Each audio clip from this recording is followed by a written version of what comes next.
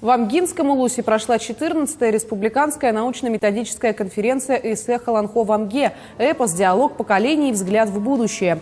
В конференции приняли участие около 300 человек из 18 улусов. В рамках мероприятия прошло пленарное заседание в формате панельной сессии, секционные заседания, мастер-классы, выставки и круглые столы, посвященные вопросам сохранения и распространения культурного достояния республики и ее традиций. В течение 2 дней участники обменивались опытом с коллегами, обсуждали перспективы развития образования и культурного наследия, а также представили свои проекты и наработки. В конференции 69 экспертов оценили свыше 200 работ участников.